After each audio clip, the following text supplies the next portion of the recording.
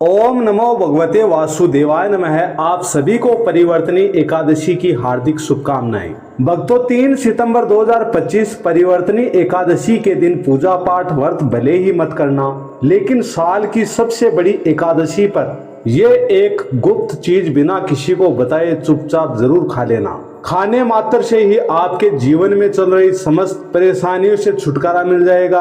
आपके जीवन में जो भी समस्याएं चल रही हैं, धन को लेकर या फिर किसी कारोबार को लेकर, वह हमेशा के लिए समाप्त हो जाएंगी और आपके घर में श्री हरि विष्णु की कृपा से इतनी धन दौलत आएगी कि संभाल नहीं पाओगे। आने वाली 7 पुश्तें भी बैठे बैठे खाएंगी। पीढ़ी दर पीढ़ी करेंगे रुपए पैसों पर राज। बैंक बैलेंस बढ़ता चला जाएगा, वह कभी खत्म होने का नाम नहीं लेगा। आपके घर में जो भी दोष हो, पितृ दोष, राहु दोष, काल सर्प दोष, सब हमेशा के लिए दूर हो जाएगा। देखिए भक्तों, बात ऐसी है कि हमारा काम तो सिर्फ है सलाह देने का। हम तो केवल सलाह ही दे सकते हैं। अब आप इसको मानना है या नहीं मानना, ये आपकी मर्जी।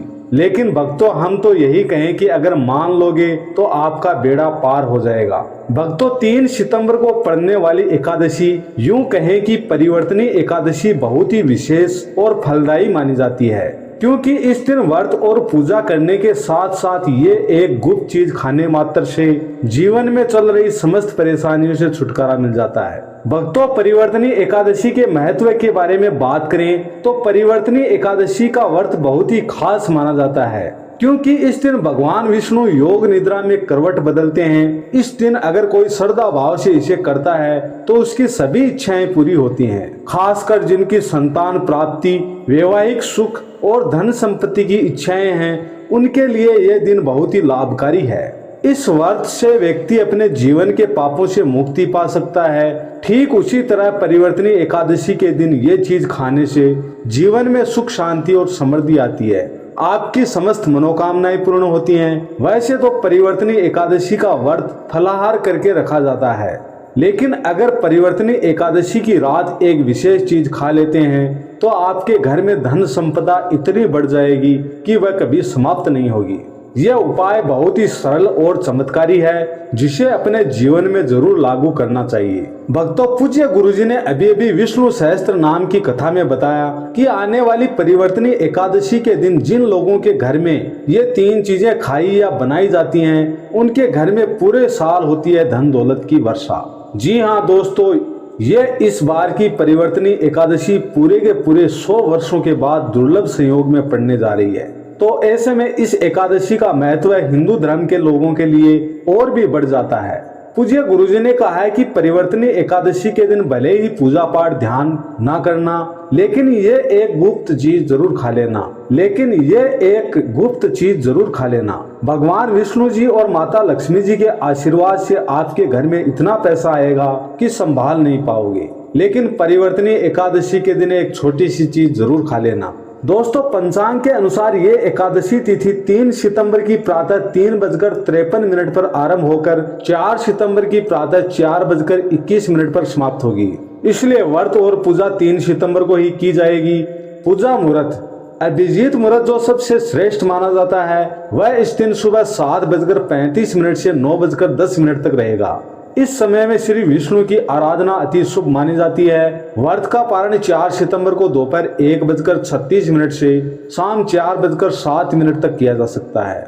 इस अवधि में व्रत का फल सर्वोत्तम रूप से प्राप्त होता है। इस तरह से ये व्रत एकादशी तिथि के अनुसार 3 सितंबर को रखा जाएगा। अब बात करें पूजा विधि की, तो ये आपको बिल्कुल ध्यान से सुनना है।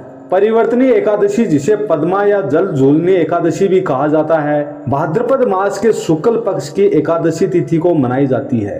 इस दिन प्रातः स्नान करके घर के मंदिर या किसी विष्णु मंदिर में भगवान श्री हरि विष्णु की पूजा करनी चाहिए।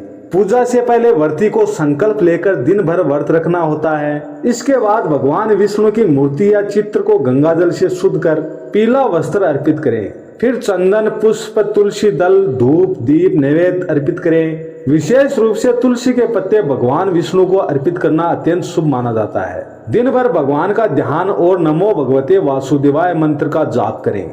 संध्या समय आरती करके व्रत कथा सुने। अंत में फलाहार या अगले दिन द्वादशी को पारण कर व्रत का समापन करें। इस व्रत से मनुष्य के सभी पाप नष्ट हो जाते हैं और मोक्ष की प्राप्ति होती है। दोस्तों, शास्त्रों के अनुसार परिवर्तनी एकादशी को सभी एकादशी तिथियों में सर्वश्रेष्ठ माना जाता है, क्योंकि इस दिन भगवान श्री हरि, विष्णु और माता लक्ष्मी जी की पूजा करने से व्यक्ति को सभी भौतिक सुख सुविधाओं की प्राप्ति होती है एवं सभी प्रकार के रोग, कष्ट, दुख, दरिद्रता से सदा के लिए मुक्ति मिलती है। साथ ही परिवर्तनी एकादशी के दिन कुछ विशेष उपाय करके व्यक्ति अपने जन्म जन्मांतर में किए गए सभी पाप कर्मों से छुटकारा पा सकते हैं। दोस्तों, आगे बढ़ने से पहले आपसे रिक्वेस्ट है, वीडियो को लाइक करें और कमेंट बॉक्स में ओम नमो भगवते वासुदेवाय जरूर लिखें, जिससे कि माता लक्ष्मी की कृपा सदैव आप और आपके परिवार पर बनी रहे। दोस्तों, अब जानते हैं परिवर्तनी एकादशी पर ऐसे उपाय जो आपके अनुकूल हो, पुत्र की प्राप्ति हो, संतान का मंगल हो, संतान के जीवन में कभी कोई परेशानी ना आए। इसलिए हर एक माता पिता को इस एक विशेष चीज का सेवन परिवर्तनी एकादशी के दिन जरूर कर लेना चाहिए। दोस्तों, परिवर्तनी एकादशी की पूजा और प्रसाद में आप अंगूर अवश्य लेकर आएं, क्योंकि अंगूर माता लक्ष्मी जी को बेहद प्रिय है और भगवान श्री हरि, विष्णु जी को 5 प्रकार के फल, जिसमें केला, अंगूर, आम, पपीता और नारियल शामिल हैं, उनको अर्पित करने चाहिए। आप अपने सामर्थ्य के अनुसार फल लाएं, लेकिन अंगूर, केला, पपीता अवश्य होना चाहिए। पर यदि किसी कारणवश आप इनमें से कोई भी फल अर्पित न कर पाएं, तो मिश्री या किशमिश का भोग भी भगवान को लगा सकते हैं, क्योंकि जगत के पालनहार भगवान श्री लक्ष्मी नारायण आपके सच्चे भाव, प्रेम एवं भक्ति को देखते हैं। आप कोई भी 5 रंग के फल ला सकते हैं, परंतु इस बात का आप विशेष तौर पर ध्यान रखें कि भगवान श्री हरि, विष्णु जी को और माता लक्ष्मी जी को नाशपति हमें कभी भी नहीं चढ़ाने चाहिए। इससे धन का नाश होता है, क्योंकि इस फल के नाम से ही अर्थ निकलता है नाश करने वाला फल। शास्त्रों के अनुसार जो व्यक्ति किसी भी शुभ दिन खास करके परिवर्तनी एकादशी पर अंगूर या किशमिश खा लेता है, उसके जीवन में कभी धन की कमी नहीं होती। परिवर्तनी एकादशी के दिन अंगूर से साक्षात माता लक्ष्मी का आशीर्वाद विद्यमान होता है, माता लक्ष्मी का आशीर्वाद मिलता है। इसलिए दोस्तों, आप अंगूर अवश्य खा लें। साथ ही साथ श्री हरि, विष्णु जी को परिवर्तनी एकादशी पर गन्ना अवश्य अर्पित करें। यह बहुत ही शुभ और मंगलकारी माना जाता है।